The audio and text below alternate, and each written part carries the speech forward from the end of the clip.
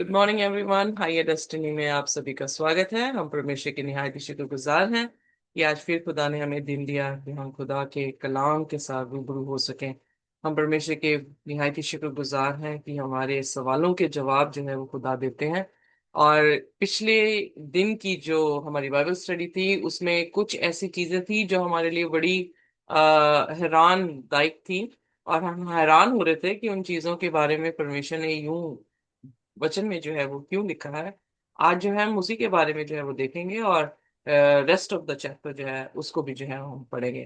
और इससे पहले कि हम अपने अध्याय की तरफ जाएं, कलाम में जाएं, आइए अपने सिरों को झुकाएंगे और परमेश्वर के कदमों में आएंगे कि परमेश्वर हमारी अक्ल को खोले और कोई भी ऐसा शब्द हमारी जुबान से ना निकले जो परमेश्वर की शान के खिलाफ हो, बल्कि हर एक शब्द खुदा की आत्मा के जरिए से और हमें हर चीज जो है वो समझ आने पाए। आइए अपने सिरों को झुकाएंगे। हमारे स्वर्गीय खुदावंद, हम आपके शुक्रगुजार हैं, धन्यवाद करते हैं इस अच्छी सुबह के लिए जो आपने बख्शी। रात भर हमें नींद बख्शी और खुदावंद आज का दिन दिखाया। हम उन लोगों से अच्छे नहीं हैं जो इस दुनिया से कूच कर गए, पर हम धन्यवाद करते हैं प्रभु कि आपने हमसे मोहब्बत की है। हम भी आपको मोहब्बत करना चाहते हैं।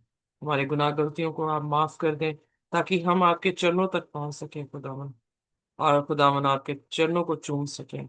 जैसे मरियम ने वो जगह जो कि सही थी चुन ली थी, वही आज हम उसी जगह को चुनना चाहते हैं प्रभु। हमें कुव्वत और ताकत दें ताकि हम आपके चरणों से कभी भी अलग ना हो। स्वर्ग की बादशाहत में भी खुदावन होने दे कि हम आपके चरणों चरणों में ही बैठे रहें और आपसे ही खुदावन कलाम सुनते रहें। आज के कलाम को भी खुदावन आप हमारे सामने हमें समझाएं और खुदावन आप बोलें और हम सुने। आप बढ़े हम घटें और आपका नाम हम मुबारक ठहरा सकें। पिता परमेश्वर हमें बरकत दे। इस प्रार्थना को हम यीशु के नाम से मांगते हैं, आमीन।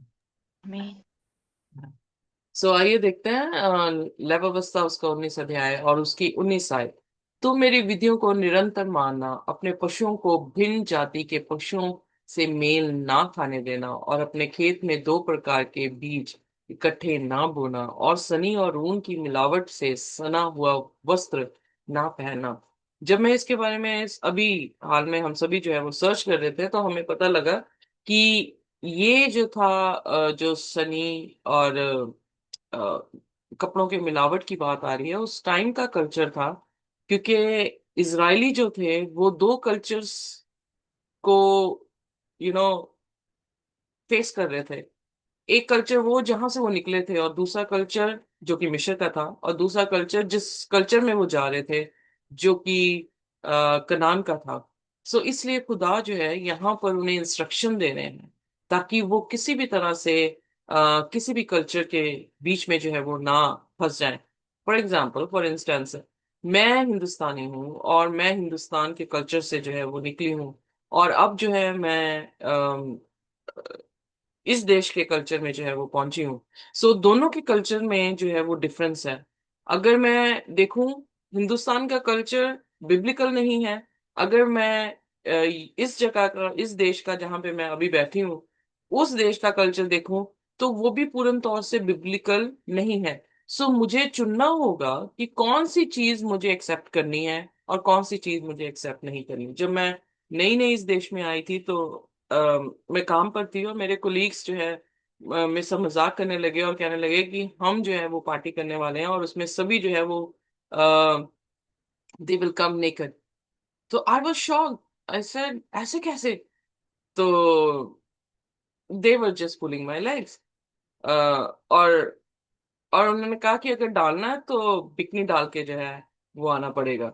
अब हिंदुस्तानी रीति रिवाज के अनुसार हम इतने अपने अपने आप को ढक कर रखते हैं, और हमारे लिए वो चीज डालनी या उस चीज को डालने का सोचना ही जो था वो नामुमकिन था। और मैंने एकदम से उनसे कहा, सॉरी आई कांट कम, मैं नहीं आ सकती इस पार्टी में।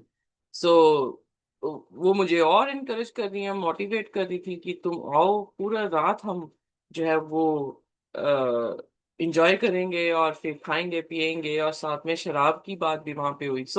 जिस कल्चर से मैं आई हूँ या जिस परिवार के बैकग्राउंड से मैं आई हूँ, वहां पे मैं शराब भी नहीं पी सकती थी। और इस कल्चर में आकर मैंने देखा कि उनका रवैया जो है वो डिफरेंट है। अगर मैं किसी हिंदुस्तानी जो कि वलायत में आया है, अगर मैं हिंदुस्तानी के साथ भी सोच रही थी कि मैं बातचीत करूं, तो मैं मुझे ऐसा लगता था कि मैं हिंदुस्तानियों को जानती ही नहीं हूँ। अभी तक हिंदुस्तान में रहकर भी मुझे हिंदुस्तानियों के बारे में पता ही नहीं है, क्योंकि वो गोरों से भी बढ़कर जो है वो इविल वर्क कर रहे हैं। सो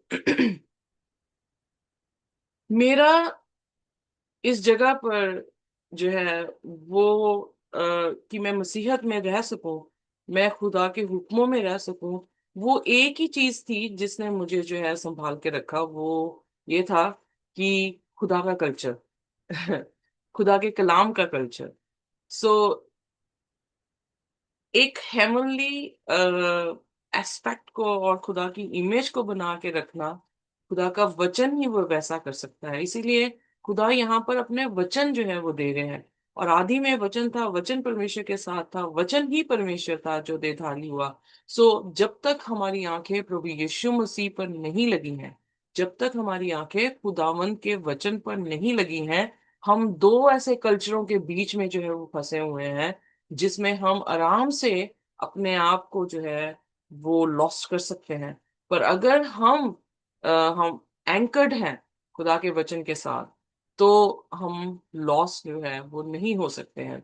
सो इसलिए यहाँ पर जो कल्चर था, जब मैं इसके बारे में पुराने कल्चर के बारे में पढ़ रही थी, हम पढ़ रहे थे, तो वहां पे लिखा है कि ये कल्चर जो था, जो जादूगरनियां थी वो इस्तेमाल करती थी ऐसे कपड़े, जो व्यभिचारिणी थी वो ऐसे कपड़े इस्तेमाल कर रहे थे।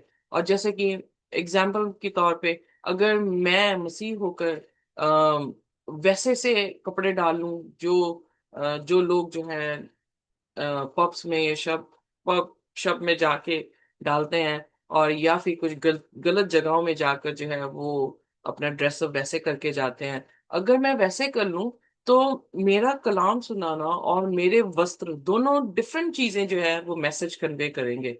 सो जो लोग मुझे देखेंगे वो कंफ्यूज होंगे कि मैं सचमुच में मसीही हूँ, या मैं मतलब किसी तरह से हिपोक्रेट हूँ, किसी तरह से ऐसा मुखौटा जो है मैंने डाल रखा है कि मैं सिर्फ दिखा रही हूँ बोल के कि मैं मसीही हूँ, पर अदरवाइज मेरा दिल जो है वो मसीही नहीं है। सो इसलिए खुदा यहाँ पर जो हुक्म दे रहे हैं और जो चीजें ना करने के लिए कही गई हैं, वो पेगनिज्म के साथ रिलेटेड है, वो उन लोगों की दुष्टता के साथ रिलेटेड है।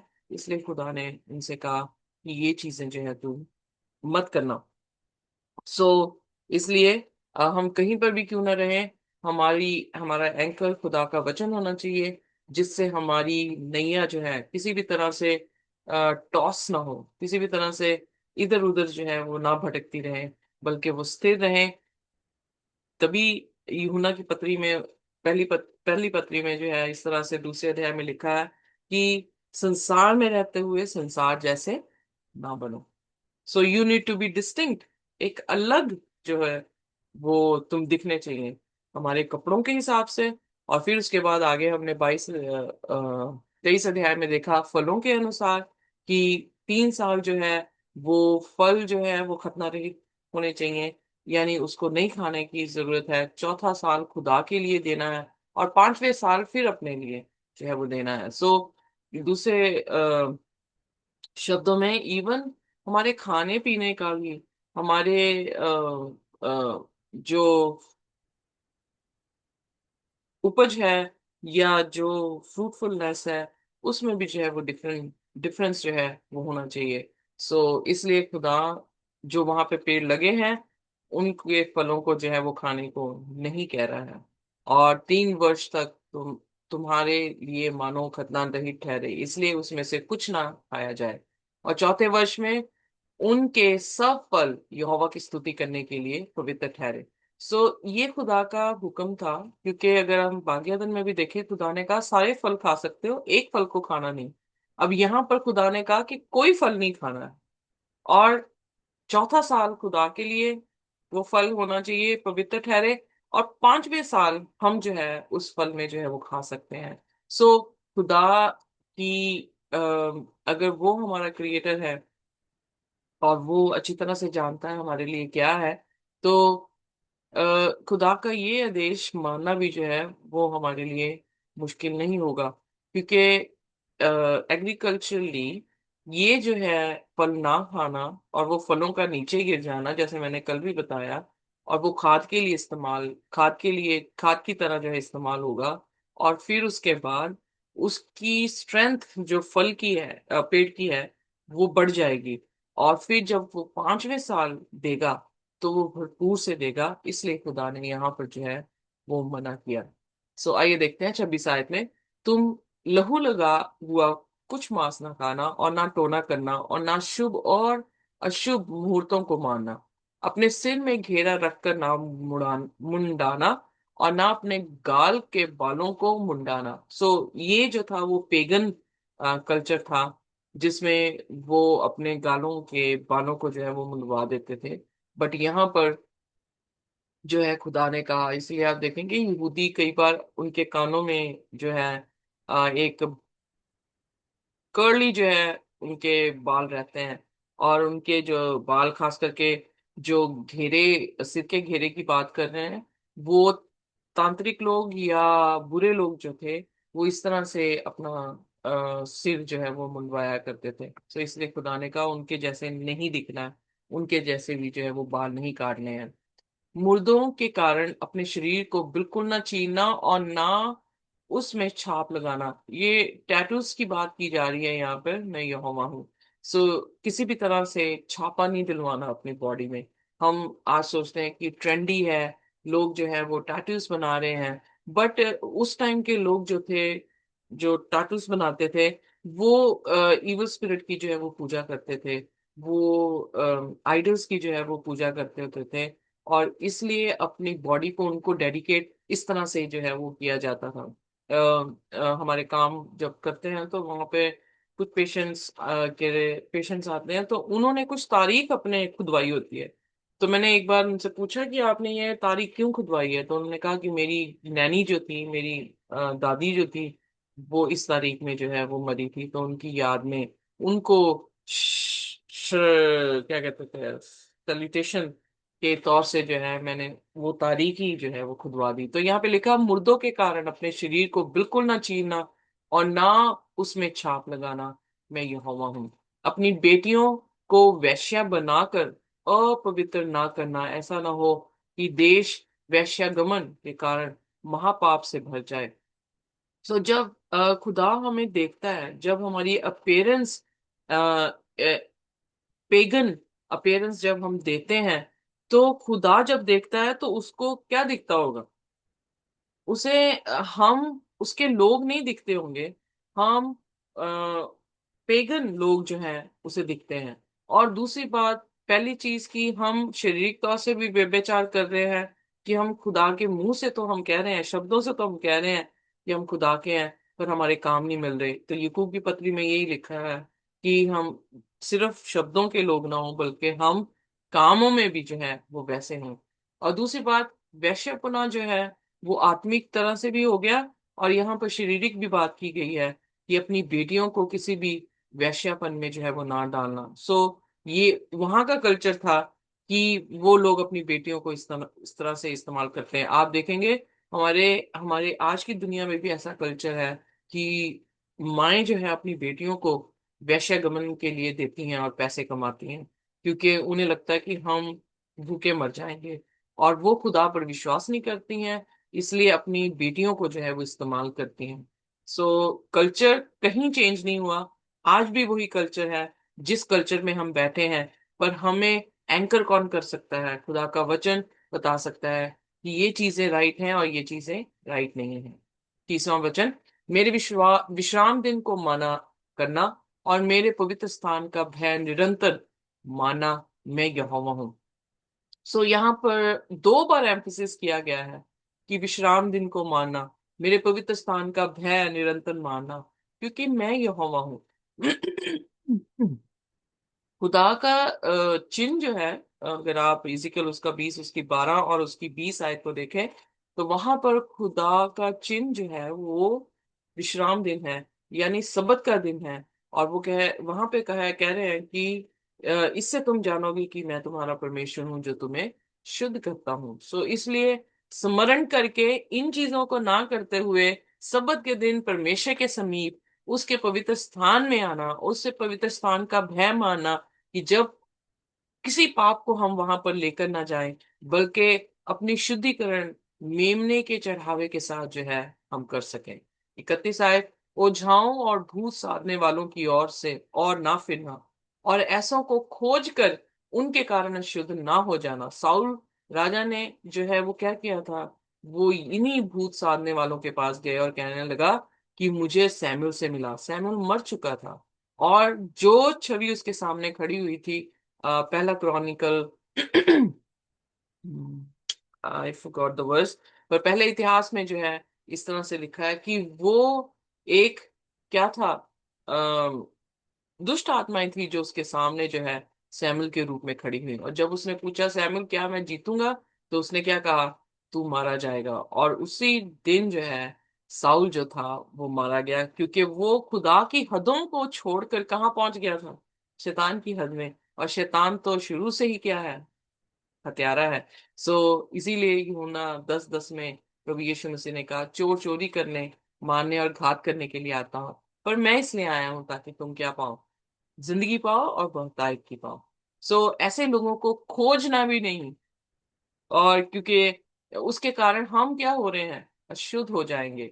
मैं तुम्हारा परमेश्वर यहोवा हूँ। सो हमारा पूरा जो विश्वास है, हमारा पूरा जो भरोसा है, वो खुदा की तरफ होना चाहिए। हमारे अपने प्लान्स एग्जीक्यूट करने के लिए नहीं होने चाहिए। हम सिर्फ stand still and see the salvation of God, उस जो है वो प्रिंसिपल पे होना चाहिए कि हमारा विश्वास ही खुदा है, और खुदा से ही कहना है कि वो ही जो करना चाहता है वो करे। पक्के बाल वाले के सामने उठ खड़े होना और बूढ़े का आदर मान करना और अपने परमेश्वर का भय निरंतर मानना, मैं यहोवा हूँ। सो हम कई बार रिस्पेक्ट के साथ जो है, जब हमारे बुजुर्ग आते हैं तो हम खड़े हो जाते हैं, या प्रिंसिपल आते हैं हम खड़े हो जाते हैं, हमारी लीड नर्स आती है तो हम खड़े हो जाते हैं। So we are giving respect, और अपने बुजुर्गों को, अपने बड़ों को जो है वो रिस्पेक्ट देना, और परमेश्वर का निरंतर जो है वो भय मानना, मैं यहोवा हूँ। खुदा ने इज्जत करनी अपने बड़ों की जो है, वो भी यहाँ पर जो है वो बताई है। और यदि कोई परदेशी तुम्हारे देश में तुम्हारे संग रहे, तो उसको दुख ना देना। सो यहाँ पर जो भी रिश्तेदार हमारे घर में आए हैं, उनको मेहमान नवाजी में किसी भी तरह से जो है वो प्रॉब्लम ना हो, वो बड़ी अच्छी तरह से ट्रीट ट्रीट किए जाएं। उन्हें जब तक वो रहते हैं उनको हर चीज जो है वो मुहैया की जाए, किसी भी तरह से दुख ना दिया जाए। जो परदेसी तुम्हारे संग रहे वह तुम्हारे लिए देशी के समान हो, यानी फॉरेनर भी जो है ऐसे हो जैसे तुम्हारे देश के ही नागरिक हो, और उससे अपने ही समान प्रेम रखना, क्योंकि तुम भी मिस्र देश में परदेसी थे। मैं तुम्हारा परमेश्वर यहोवा हूँ। सो इसलिए कभी ना भूलें कि खुदा ने हमारे साथ कैसा व्यवहार किया, ताकि हम भी दूसरों के साथ वैसा व्यवहार करें। और अगर हम नहीं करेंगे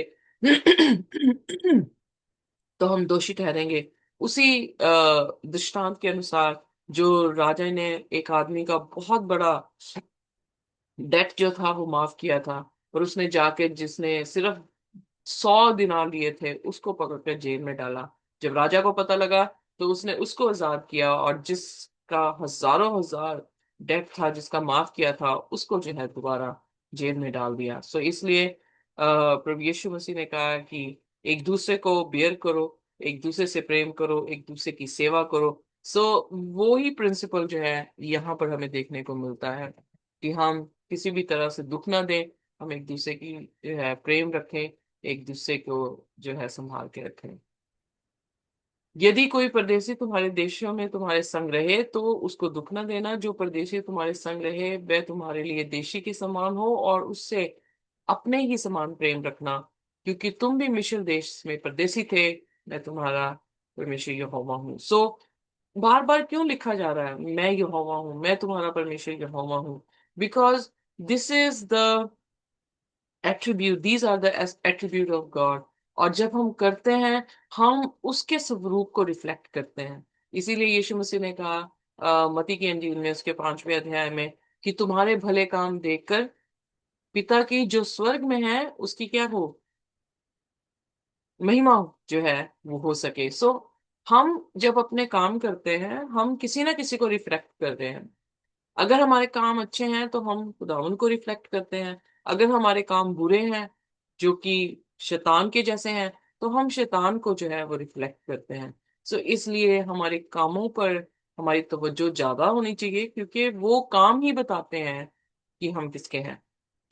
तुम न्याय में और परिमाण में और तोल में और नाप में कुटिलता ना करना। सच्चा तराजू, धर्म के बटखेरे, सच्चा ऐपा, धर्म का हीन तुम्हारे पास रहे। मैं तुम्हारा यहोवा परमेश्वर हूं जो तुमको मिस्र देश से निकाल के ले आया हूं।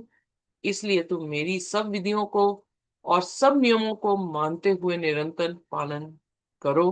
मैं यहोवा हूं। सो यहाँ पर परमेश्वर जो है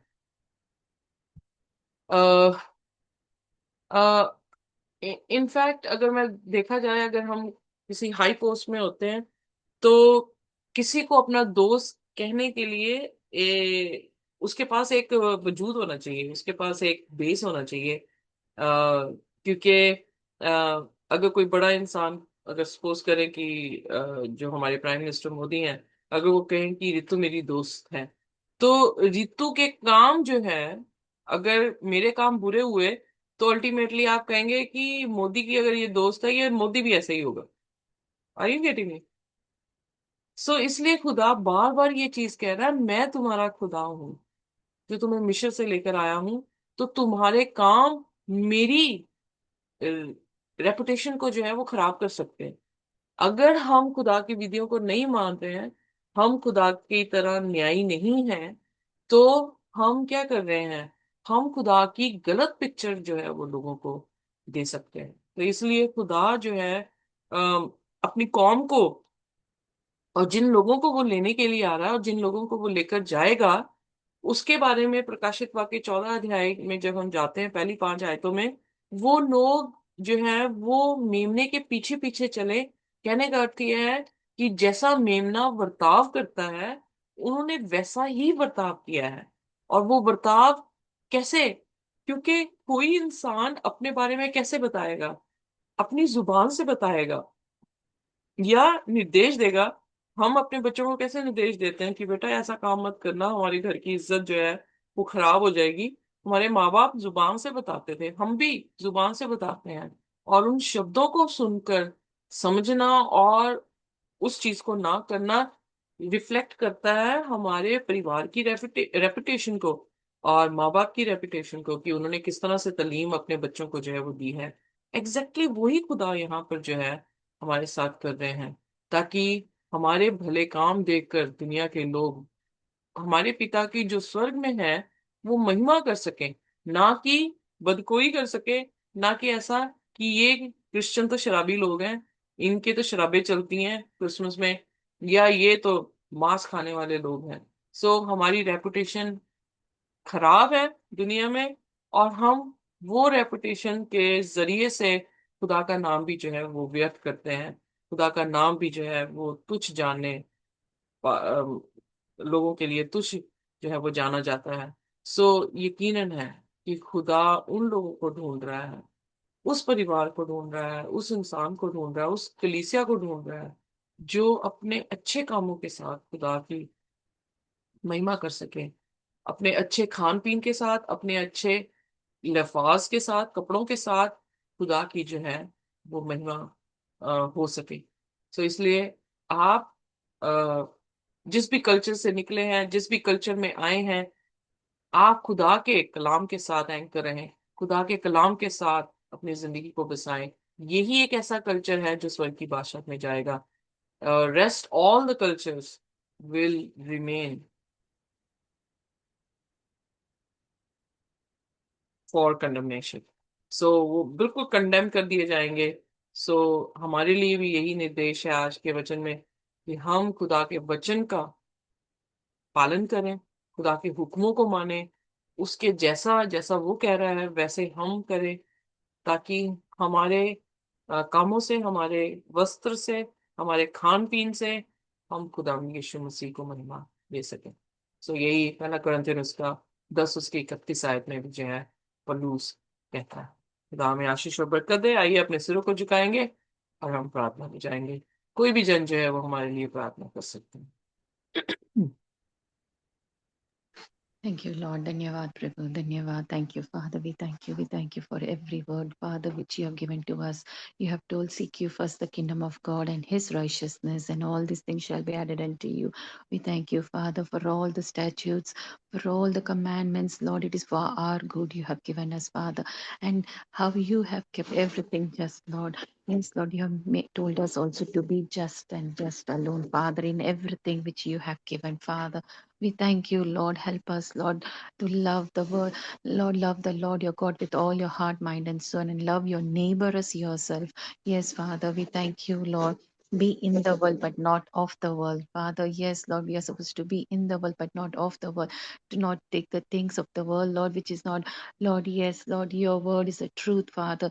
You shall know the truth, and the truth shall set you free, Father. You have told us, Lord, in the eating, in the wearing clothes, in everything you have set apart, Father. Yes, Lord, for your children, what is good to be taken, Lord, and to leave the things which is not from you, Father. Help us to remember those things, Father. It is for our good, in our health, in our mind, in our body. We ask and thank this in the name of your only Son, Jesus Christ, we pray. Amen. खुदा की शांति और उसका अनुग्रह हमारे साथ जब तक कि हम दोबारा प्रभु यीशु मसीह को रूबरू ना देख लें, इसी तरह से बने रहें। आमीन। Amen.